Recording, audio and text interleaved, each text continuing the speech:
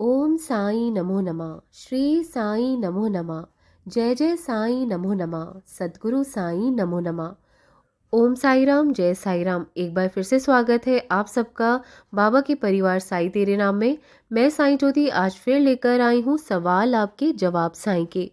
जो भी मन में दुविधा है, जो भी मन में संशय चल रहे हैं, डाउट्स चल रहे हैं, उसको क्लियर करने के लिए आपको क्या करना है, इन स्क्रीन पर दिखाए जा रहे 4 फ्लावर्स में से आपको एक फूल चुनना है।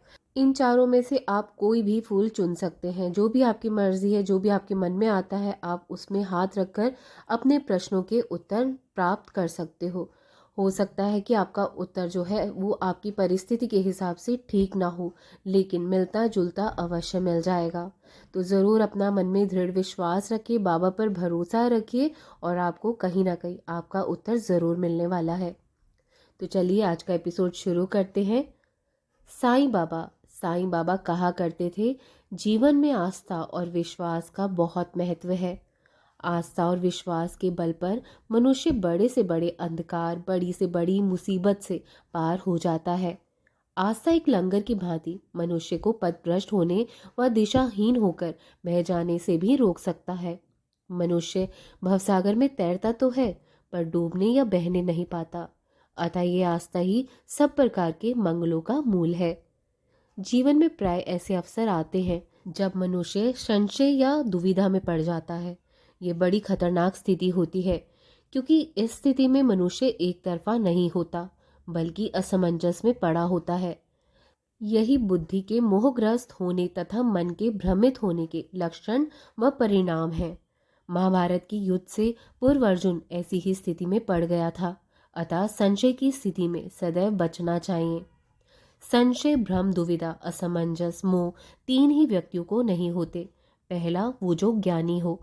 पूर्ण ज्ञान होने से भी सभी प्रश्न, शंका, संशय आदि पहले ही हल हो जाते हैं। अतः भ्रम का अवसर ही नहीं होता। परंतु ये अत्यंत दुष्कर मार्ग है। पूर्ण ज्ञानी होना एक ही जन्म के प्रयासों में संभव ही नहीं है। अतः जनसाधारण के लिए ऐसा कर पाना निरा स्वप्न ही है। और दूसरा वह व्यक्ति जो विश्वास पर चलता है। गुरु, माता, पिता, पति, मित्र, भगवान आदि किसी पर उसका अडिग विश्वास होता है। उसके वचन को वह अंतिम मानता है, अतः अपनी बुद्धि को बीच में नहीं लाता। जो गुरु ने कह दिया वही सत्य है, वही उचित है और वही अंतिम है, वही कल्याणकारी है, ऐसा मानकर वह संशय या दुविधा में नहीं पड़ता। और तीसरा व्यक्ति वह है जो धर्म, भगवान, प्रकृति या अपनी अंतर्ध्वनि पर आस्था रखता है।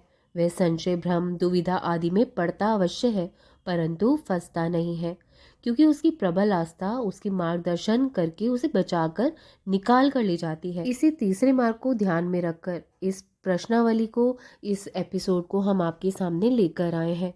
अपने आराध्य द्वारा उस समय निर्देशन प्राप्त करने के लिए जब मन संशय व दुविधा में पड़ा हो तथा बुद्धि व अन्य उपाय से संशय का निवारण ना हो पा रहा हो, तब सच्चे मन से श्रद्धा, आस्था व पवित्रता पूर्वक इस प्रकार की प्रश्न उत्तरियों से उचित समाधान प्राप्त किया जाता है। राम, हनुमान, भैरवी, भैरव, गणेश आदि विभिन्न देवताओं की प्रश्न उत्तरियों प्राचीन काल से प्रयोग में लाई जा रही हैं। तो चलिए, आइए आप भी अपने मन के संशय को दूर करिए। आइए जानते हैं आपके प्रश्नों के उत्तर साईं बाबा से।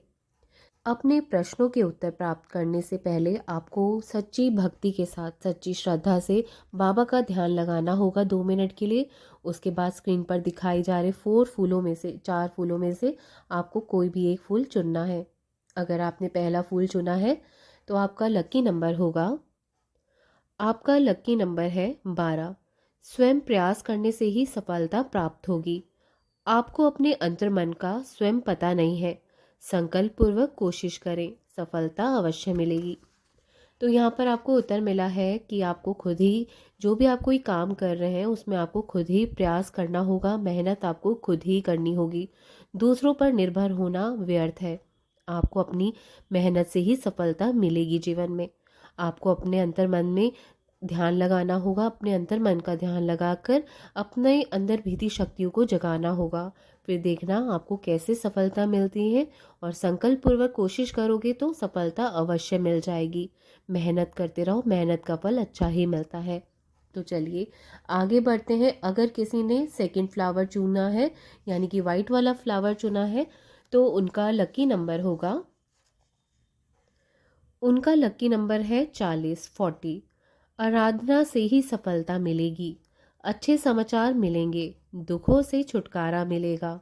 ईश की आराधना करें अथवा श्री साईं का स्मरण करें। यहाँ पर आपको उत्तर मिला है कि भगवान की पूजा भक्ति में अपना मन लगाइए, क्योंकि उसी से आपके बिगड़े काम बनते चले जाएंगे और आपको जीवन में सफलता भी मिल जाएगी। एक अच्छा समाचार मिलने की संभावना है, उससे आपके दुखों को छुटकारा मिल जाएगा। भगवान के अपने गुरु महाराज ईश की आराधना करते रहिए, जीवन में बाबा का नाम स्मरण करते रहिए, आपको सफलता ज़रूर मिल जाएगी। तो चलिए आगे बढ़ते हैं। अगर किसी ने तीसरा फूल चुना है तो उनका लकी नंबर होगा 113 यानी कि 113। वैर भाव को छोड़कर सबसे मित्रवत रहे। आपका धोखा या कपट ईश्वर से छिप नहीं सकता, वह सर्वज्ञ है, ये याद रखिए। ईमानदारी व आसक्तिकता से कार्य करें। श्री साईं सिमरन करिए, सफलता मिलेगी। यहाँ पर आपको उत्तर मिला है कि किसी से भी ईर्ष्या भाव, वैर भाव, दुश्मनी मत करिए, छोड़कर सबसे मित्रता से पेश आइए, मित्रता रखिए, आपको सफलता भी मिलेगी और आपको खुशियाँ भी मिलेंगी। किसी से भी ईर्ष्या मत करिए। आपका धोखा या किसी को कपट कपट करना, किसी को आपका धोखा देना, वो भगवान से नहीं छिप सकता। भगवान सब जानते हैं, उनकी सब पर नज़र है। आप अपने कर्म अच्छे करिए, आपको ईमानदारी से चलना है और भगवान पर पूरा भरोसा करके कार्य अपने करने हैं, तो आपको सफलता अवश्य मिल जाएगी। और बाबा को हमेशा याद रखिए, हर सुख में हर दुख में उनका नाम सिमरन करते रहिए, सफलता आपके कदम चूमेंगी। किसी से भी वैर भाव करना छोड़ दीजिए, यही असली भक्ति है। तो चलिए आगे बढ़ते हैं। और लास्ट वाला फ्लावर अगर किसी ने चुना है यानी कि येलो वाला फूल किसी ने चुना है तो उनका लकी नंबर है 128। परिवार एवं कर्म क्षेत्र से मन का उच्चाटन होगा। श्री साईनाथ का नित्य स्मरण करें, जल के निकट जाइए, लाभ वहीं प्रतीक्षा कर रहा है। तो यहाँ पर आपको उत्तर मिला है कि परिवार या कर्म क्षेत्र से आपके मन में कुछ उचाहट पैदा हो सकती है, यानी कि मन बेचैन हो सकता है। किसी के व्यवहार के कारण, किसी के आचरण के कारण आपका मन जो है बेचैन हो सकता है। या तो आपके कर्म क्षेत्र जहाँ आप काम करते हैं वहाँ ऐसा कोई हरकत करेगा कि आपका मन जो है बेचैन हो जाएगा, दुखी हो सकता है किसी के व्यवहार के कारण। या परिवार में भी ऐसा कुछ हादसा हो सकता है कि आपका जो मन है वो दुखी कर सकता है कोई। लेकिन बाबा का, भगवान का नाम जाप करते रहिए, साईनाथ का नित्य स्मरण करिए, आपको हिम्मत मिलेगी, आपको शक्ति मिलेगी। और कहीं हो सकता है जल के निकट जाइए या कहीं घूमने का आप प्रोग्राम बना रहे हैं, प्लान कर रहे हैं, तो कहीं जल जहाँ पे पानी वाली जगह है वहाँ जाइए, तो कहीं आपका जो प्रॉफिट है लाइफ में, जो काम रुके हुए हैं, लाभ जो है ना, वहीं कहीं प्रतीक्षा कर रहा है। तो जहाँ आपका मन कर रहा है ना जाने का, तो आप उसका प्लान ज़रूर कर लीजिए और हो सके तो पानी वाली जगह ज़रूर जाइए। कहा जा रहा है कि आपको वहीं से लाभ उत्पन्न होगा आपकी लाइफ में, वहाँ जाने से लाभ बहुत होगा। आपका लाभ जो है वहाँ आपकी प्रतीक्षा कर रहा है, आपका वेट कर रहा है। तो बहुत सारी अपॉर्चुनिटीज़ हो सकती हैं, बहुत सारा कुछ किसी भी तरीके का प्रॉफिट हो सकता है आपकी लाइफ में जो रुका हुआ है ना, वहाँ पे आपके जाने से सारे काम बन सकते हैं। हो सकता है कोई तीर्थ यात्रा हो सकती है, जैसे आजकल प्रयागराज का भी जैसे चल रहा है, कुंभ मेला चल रहा है, तो हो सकता है आपका मन हो रहा है वहाँ पे जाने का और आप वहाँ जाने का प्लान कर रहे हैं, किसी कारण आप नहीं जा पा रहे हैं, तो आप जाइए, आपके रुके हुए काम ज़रूर बन जाएंगे। तो ये आपके लिए एक ब्लेसिंग्स है, एक तरह से संकेत है, बहुत अच्छा संकेत है मैं कहूँगी। तो आपके रुके हुए काम वहाँ जाने से अवश्य बन जाएंगे, तो ज़रूर जाइए। तो आई होप कि आपको आज का एपिसोड पसंद आया होगा। इसी आशा के साथ मिलते हैं नेक्स्ट एपिसोड में।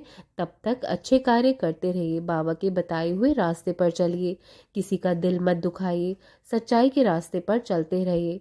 ओम साई राम, जय साई राम। और साथ ही बेजुबान पशु पक्षियों की मदद अवश्य करिए, क्योंकि बाबा उन्हीं में ही वास करते हैं। चलिए मिलते हैं नेक्स्ट एपिसोड में। बाबा bless us all. Thank you so much for watching.